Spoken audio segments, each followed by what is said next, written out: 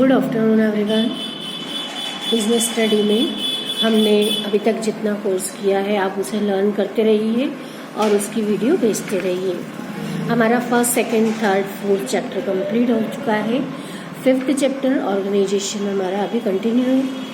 उसमें हमने ऑर्गेनाइजेशन का मीनिंग, डेफिनेशन और उसकी प्रोसेस तक कंप्लीट देखा था। वहाँ तक आपको अच्छे से लर्न करके और अपनी कॉपी में नोट्स बना करके रखना है और लर्निंग की वीडियोस भी भेजनी है। अब हम आगे देखते हैं organisation structure. Meaning of organisation structure. Organisation structure मतलब होता है कि संगठन की संरचना या ढांचा कैसा हो। Every organisation has a structure in which the task to be performed are defined as described. Organization is a structure of relationship between various positions of the enterprise. It is the structural framework of duties and responsibilities required of the persons is performing various functions within the company. The structure facilitates the flow of work and communication in the enterprise. It provides a framework wherein employees can perform their respective tasks. It is designed in such a way that authority and responsibility flow smoothly in the organization. Organization संगठन संरचना से हमारा तात्पर्य ये हुआ कि किसी भी उपक्रम में जब हम कार्यरत समस्त कर्मचारियों के मध्य उनके संबंधों को स्थापित करते हैं और एक संस्था में अनेक व्यक्ति जो विभिन्न अलग अलग पदों पर कार्य करने वाले हैं, सभी के कार्य और पदों पर जब हम कर्मचारियों को उनके कार्यों को सौंपते हैं या कार्य बांटते हैं और उन्हें उस कार्य के लिए स्पेसिफिक वर्क के लिए हम एकत्रित करते हैं, तो वो ऑर्गेनाइजेशन कहलाता है। उनके बीच मधुर और सुदृढ़ संबंध होना आवश्यक है। संगठन की जो संरचना होती है वो अधिकारियों एवं कर्मचारियों को आधार प्रदान करती है, वे अपने कार्यों को सुचारू रूप से कर सकें, ऐसा उनका स्ट्रक्चर प्रिपेयर किया जाता है या बनाया जाता है। इस प्रकार संगठन संरचना संस्था के विभिन्न अंगों के संबंध को स्पष्ट करती है। संगठन संरचना से हम यह भी समझ सकते हैं कि यह उपक्रम के आकार एवं उसकी प्रकृति पर निर्भर करता है कि हम कैसी संरचना का निर्माण करें। संगठन संरचना के अनेक प्रारूप हो सकते हैं। किसी एक प्रारूप को अपनाने के पश्चात भी आवश्यकता के अनुसार उसमें परिवर्तन किया जा सकता है। तो अब इसके हम एलिमेंट्स देखेंगे। Elements of organisation structure. Following considerations should be kept in mind while building an organizational structure. First point is job design. Manager must specify what activity and related tasks are contained in each job. On the basis of division of work, each individual must do the assigned job to contribute to the organizational overall task and objectives. Job design means कार्य की हम रूपरेखा तैयार करें, design करें। प्रबंधक का सबसे महत्वपूर्ण और इम्पोर्टेंट वर्क जो होगा वो विभिन्न क्रियाओं की सूची को तैयार करना, लिस्ट प्रिपेयर करना, अलग अलग व्यक्तियों को अलग अलग क्रियाएं संपन्न करने के लिए देने का कार्य करना। ये व्यक्ति जो होते हैं वो अपने कार्य को किस प्रकार संपन्न करेंगे, इस बात का निर्धारण भी इसमें जॉब डिज़ाइन के माध्यम से किया जाता है। सेकेंड पॉइंट है departmentation. For coordinating the various activities closely related, the similar activities are grouped together to form a department. Each department should be headed by a manager. Thus there may be production, finance and making department. These may be sub-headed also. जो विभागीकरण करना मतलब उनको अलग अलग विभाग में बांटना। इसके अंतर्गत जैसी क्रियाओं का समूहीकरण कर दिया जाता है जो एक जैसी हो। कार्य विशेष को अलग अलग विभागों के सुपुर्द कर दिया जाता है जिनके प्रमुख उनके डिपार्टमेंट के अध्यक्ष होते हैं। जो विभागों की स्थापना कार्यों के आधार पर की जाती है, जैसे परचेज डिपार्टमेंट है, सेल्स डिपार्टमेंट है, प्रोडक्शन डिपार्टमेंट है, इन सब के अलग अलग डिपार्टमेंट के जो हेड्स हैं उन्हें उस कार्य को बांट दिया जाता है। तो इस तरह से डिपार्टमेंटेशन के द्वारा जो उसके उप विभाग है वह भी बना दिए जाते हैं, क्योंकि जब बड़े और वृहद कार्य होते हैं या प्रोडक्शन का कार्य या बिजनेस चलता है तो वहाँ एक ही जो अधिकारी होता है उसके लिए पॉसिबल नहीं होता है कि वो सारे डिपार्टमेंट्स को देख सके। इसलिए अलग अलग डिपार्टमेंट्स के हेड्स की जवाबदारी या रिस्पॉन्सिबिलिटी होती है कि वो उनके डिपार्टमेंट की पूरी कार्य योजना को देखे और उसके संबंध में जो भी उसके डिसीजंस हैं वो अपने मैनेजर को बताएं। तो इसलिए डिपार्टमेंटेशन जो ऑर्गेनाइजेशन स्ट्रक्चर है इसके एक पार्ट के रूप में या एलिमेंट के रूप में होता है। नेक्स्ट पॉइंट है span of control. Each manager is made responsible for coordinating a particular number of jobs. This span of control should be minimum for complex work and long for simple and routine work. Span of work या control का अर्थ होगा कि हम किस तरह से नियंत्रण को क्षेत्र को निर्धारित करें। नियंत्रण के क्षेत्र से आशय हमारा किसी भी अधिकारी के अंडर में कितने कर्मचारी कार्य करेंगे। जो उनके सबऑर्डिनेट्स हैं उनकी संख्या बहुत कम और बहुत अधिक भी नहीं होनी चाहिए। इसे नियंत्रण विस्तार या नियंत्रण सीमा भी कहा जाता है, क्योंकि इसमें किसी एक अधिकारी या प्रबंधक के नियंत्रण में कितने अधीनस्थ कार्यरत रहेंगे उसकी सीमा का भी उल्लेख करना होता है। इसलिए स्पेन ऑफ कंट्रोल के माध्यम से निर्धारित किया जाता है कि एक अधिकारी के अंडर में कितने कर्मचारी या उसके सबऑर्डिनेट्स रहेंगे। नेक्स्ट पॉइंट है delegation of authority. After jobs have been assigned to various people in the organization, some degree of authority is required to set the job done. This establish a relationship of boss and the subordinates. जितने भी हमारे अधीनस्थ कर्मचारी हैं या जितने भी अधिकारी कार्य करने वाले पूरे ऑर्गेनाइजेशन में हैं, उन्हें अधिकार भी दिए जाते हैं, अधिकारों को सौंपना होता है। उसे कहते हैं डेलीगेशन ऑफ अथॉरिटी।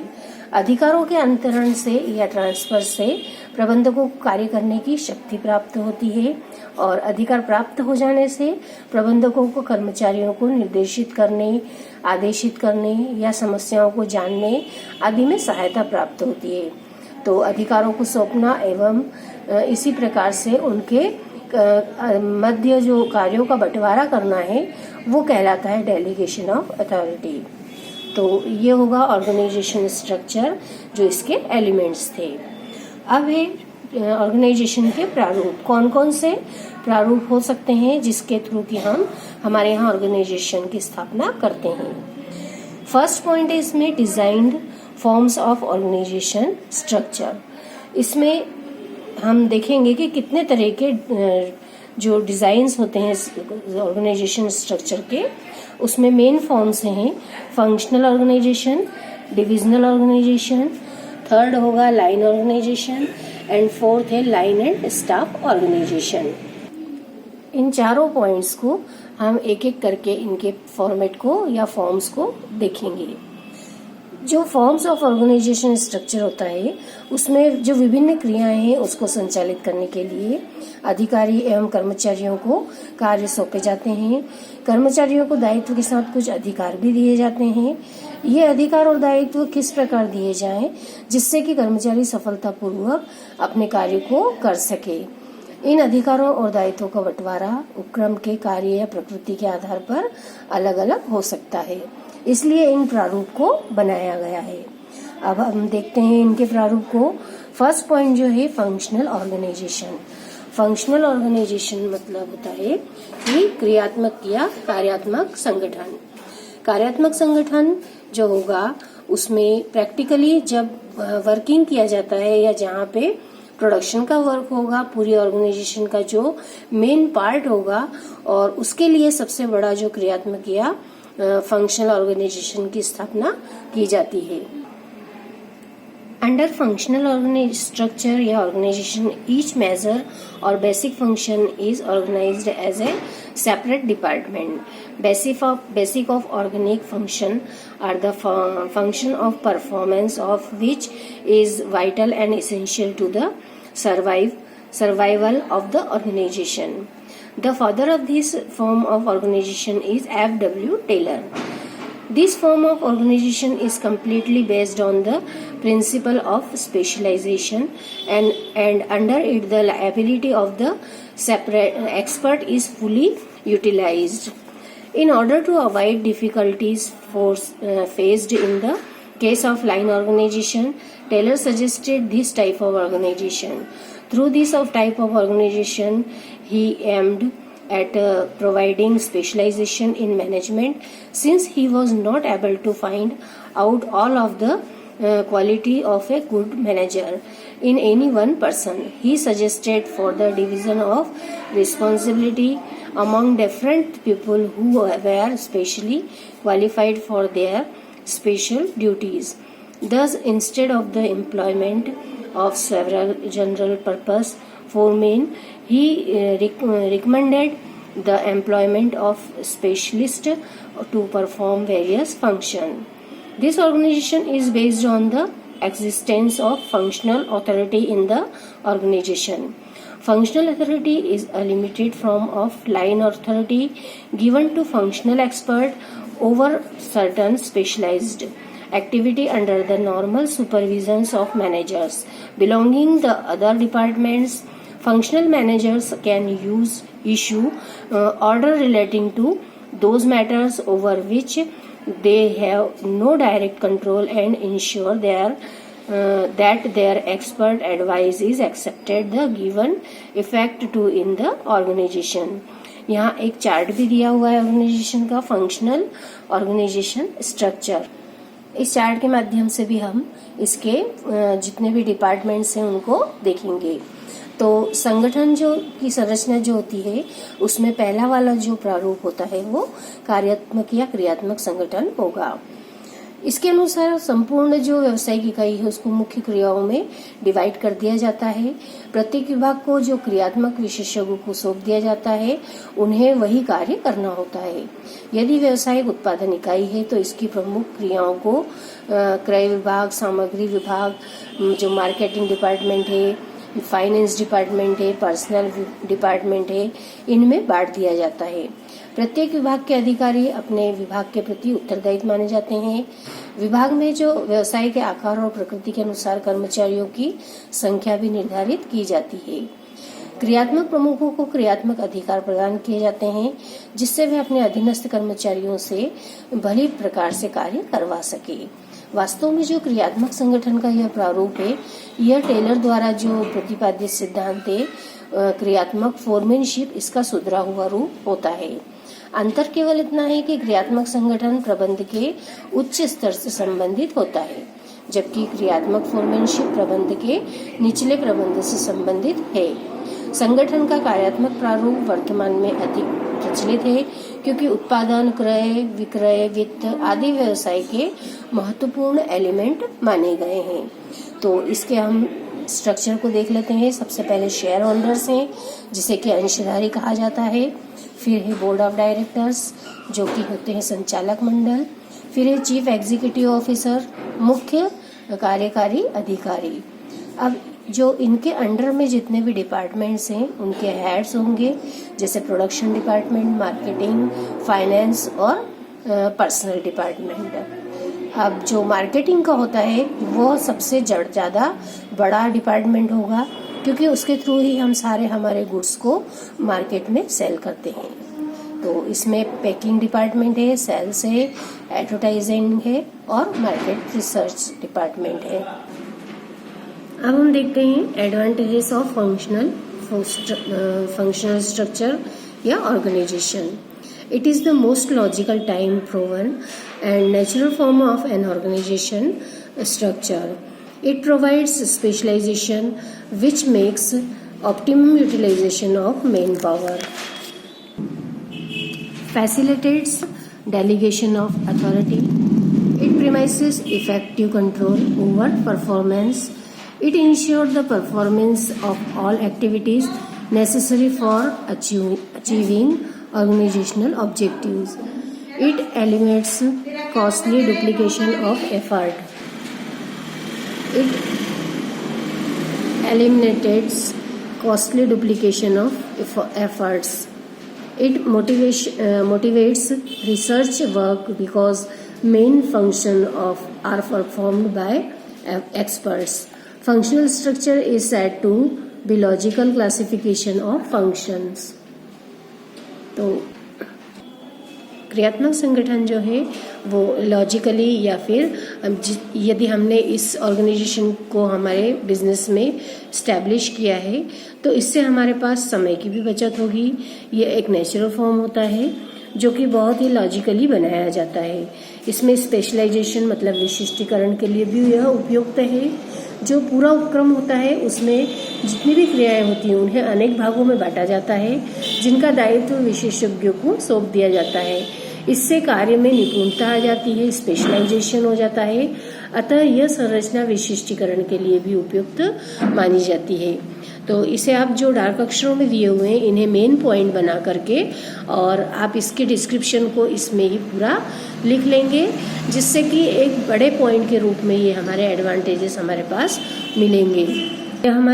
यह हमारे अथॉरिटी को डिस्ट्रीब्यूशन करने में या बांटने में भी बहुत सहायक होता है। यह बहुत ही इफेक्टिव या प्रभावी पूर्ण नियंत्रण हम इसके थ्रू कर सकते हैं।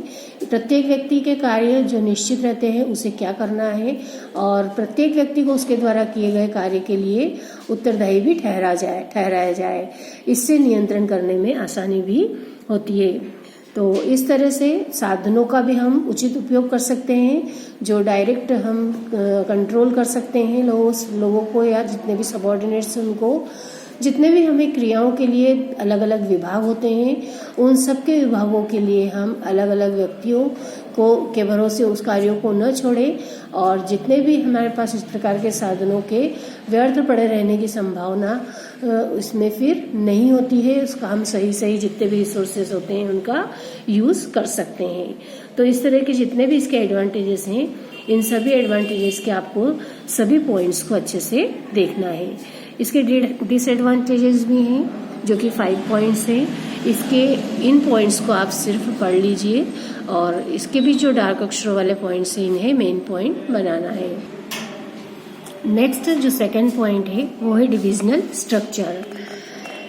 In this type of structure, the activities of organization are grouped into a number of divisions.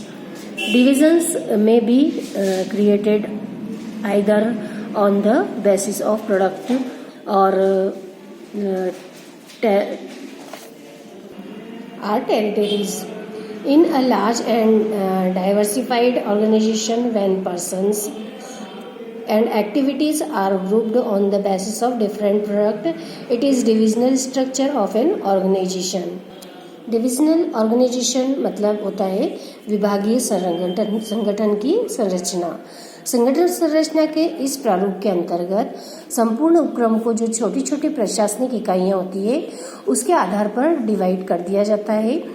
इसमें पूरे उपक्रम को वस्तुओं के आधार पर अलग अलग विभागों में डिविजन्स में बांट करके और प्रत्येक वस्तु जो विभाग से संबंधित है जैसे क्रय विक्रय, purchase, sales, advertisement, production, finance, इन सब के उस विभाग के प्रबंधक की देखरेख में फिर सारे कार्य संपन्न करवाए जाते हैं। इस संरचना के अंतर्गत जो टॉप लेवल के प्रबंधक हैं अपने विशेष अधिकार जो होते हैं, जो विभागाध्यक्ष प्रबंधक होते हैं, डिवीजन मैनेजर्स होते हैं, उनको हस्तांतरित या ट्रांसफर कर देते हैं। इससे विशेषज्ञों की सेवाएं उपक्रम को प्राप्त हो जाती है और इस संगठन को जो विभागीय संगठन की संरचना है इसका लाभ ऑर्गेनाइजेशन प्राप्त कर सकता है। इसके जो चार्ट के रूप में भी यहाँ पे बताया गया है, जो हमने पहले चार्ट देखा था इसमें वही चार्ट हमारे तीन जो ऊपर के शुरू के हैं 3 स्टेजेस तक वही चार्ट होगा और उसके बाद में फिर वहाँ से इसके 2 भाग कर दिए गए हैं। तो सबसे पहले जैसे शेयर होल्डर से मतलब अंशधारी, फिर संचालक मंडल, board of directors, chief executive officer जिसे सीईओ या मुख्य कार्यकारी अधिकारी कहते हैं। इनके अंडर में फिर दो जो डिवीजन कर दिए गए हैं वो है एक इंजन डिवीजन और दूसरा है बॉडी डिवीजन। इंजन डिवीजन जो होता है उसमें प्रोडक्शन डिपार्टमेंट है, मार्केटिंग डिपार्टमेंट है, फाइनेंस डिपार्टमेंट है और पर्सनल डिपार्टमेंट है। ये चार प्रमुख जो विभाग हैं इनके द्वारा ही सारे कार्यों को संचालित करवाया जाता है। तो इसलिए इन्हें इंजन डिवीजन, जैसे रेल में इंजन की सबसे महत्वपूर्ण भूमिका होती है वैसे ही यहाँ ऑर्गेनाइजेशन के स्ट्रक्चर में यहाँ पे इंजन डिवीजन के माध्यम से यहाँ के डिपार्टमेंट्स हेड की पूरी जवाबदारी होगी। फिर है बॉडी डिवीजन। बॉडी डिवीजन में जो जितने भी डिपार्टमेंट्स हैं वो है production department, marketing department, finance and personal department. तो इस तरह से उत्पादन विभाग है, विपणन डिपार्टमेंट है, विभाग है, फाइनेंस मतलब वित्तीय विभाग है और कर्मचारी या सेवी वर्गीय विभाग है। इन सबके विभागों के अपने अपने कार्यों को डिस्ट्रीब्यूट कर दिया जाता है और ये अपने कार्यों को फिर सुचारू रूप से करते रहते हैं। डिविजनल ऑर्गेनाइजेशन स्ट्रक्चर जो है उसको मुख्य रूप से 3 भागों में बांटा गया है। एक प्रोडक्शन बेस्ड, फिर टेरिटरी बेस्ड और कंज्यूमर बेस्ड। जो फर्स्ट है प्रोडक्शन बेस्ड, उसमें जितने भी हमारे प्रोडक्शंस हैं, जितने भी हमारे प्रोडक्शन का कार्य करने वाले लोग हैं उसमें उन सबको इंक्लूड किया जाता है। जैसे जो हमारे टॉप लेवल के मैनेजर्स हैं उनमें डिपार्टमेंट्स हेड को भी लिया जाता है और जो उसमें प्रोडक्शन के स्पेशलाइजेशन करने वाले लोग हैं वो, और जितनी भी सेल्स से संबंधित है, सर्विसेज से संबंधित है, इन सबको कार्य करने के लिए उन्हें अधिकार भी दिए जाते हैं। दूसरा है टेरिटरी बेस्ड, मतलब क्षेत्र पर आधारित। जो क्षेत्र पर आधारित होते हैं उसमें जो भौगोलिक दृष्टि से विस्तृत होता है, जैसे रेलवे है, बीमा है, हाउसिंग है, बिल्डर कंपनी है, डाक एवं तार है, पोस्टेज एंड टेलीग्राम। इसे भौगोलिक आधार पर संगठन की संरचना को भी कहा जा सकता है। तो उसके आधार पर भी इसका विभागीकरण या डिवीजन कर दिया जाता है। थर्ड है कंज्यूमर बेस्ड, मतलब ग्राहकों पर आधारित। इसमें कोई भी व्यावसायिक संस्था जो होती है वो विभिन्न वर्गों के ग्राहकों को आधार मानकर संगठन की ऑर्गेनाइजेशन को तैयार करती है। एग्जाम्पल के तौर पर जैसे लाइफ इंश्योरेंस पॉलिसी को लेने के लिए जहाँ पे हमारे ज़्यादा से ज़्यादा ग्राहक बन सकते हैं वहाँ इस ऑर्गेनाइजेशन की स्थापना की जाती है। इसी प्रकार जीवन बीमा निगम से हाउसिंग के लिए जो लोन लेने वाले ग्राहक होते हैं उनके लिए भी एक अलग से डिपार्टमेंट की स्थापना की जाती है।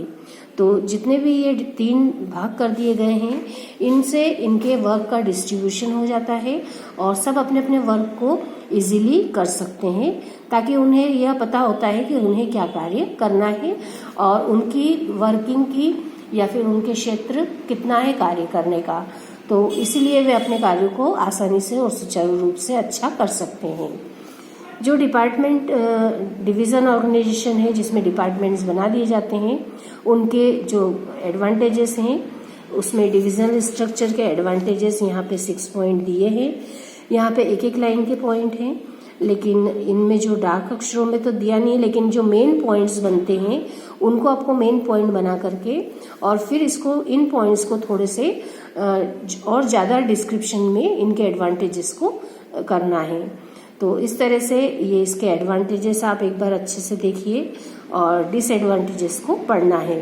तो इसके एडवांटेजेस आप 6 पॉइंट जरूर करेंगे और इसे थोड़ा और अपने मन से या फिर जो अपन ने अभी तक पढ़ा है उसके आधार पर इसमें और आप कितना मटेरियल लगा सकते हैं या फिर आप जितना अपने मन से और इन पॉइंट्स को समझा सकते हैं आप उन्हें समझाएंगे। और इसके लिए आपको अगर दूसरे बुक की आवश्यकता हो तो आप मुझे बताइए, मैं उन बुक्स के आपको पेजेस भी भेज दूंगी ताकि उन बुक्स में से आप इसके जो मटेरियल है उसको देख सके या फिर जो अध्ययन की सामग्री है उसे भी आप इसमें से दूसरी बुक्स में से नोट्स बना करके और अपने रजिस्टर में लिख लेंगे। तो इनके जो एडवांटेजेस है ये इम्पोर्टेंस है, इम्पोर्टेंस रखते हैं, इम्पोर्टेंट है, इसलिए इन पॉइंट्स को आपको 6 पॉइंट को अच्छे से करना है। इसके बाद 2 फॉर्म और बचे हैं इसके, लाइन ऑर्गेनाइजेशन और लाइन एंड स्टाफ ऑर्गेनाइजेशन। तो इन दोनों ही ऑर्गेनाइजेशन के हम फॉर्म्स को और देखेंगे, लेकिन अभी हम सिर्फ ये 2 फॉर्म्स देख रहे हैं और यहाँ तक का काम आपको पूरा कंप्लीट करना है और इनको लर्न भी करना है, इन्हें समझना है। और यहाँ तक में यदि आपको कुछ प्रॉब्लम आती है तो आप मुझे कॉल कर सकते हैं या फिर मैसेज डाल करके अपनी प्रॉब्लम्स को शेयर करें।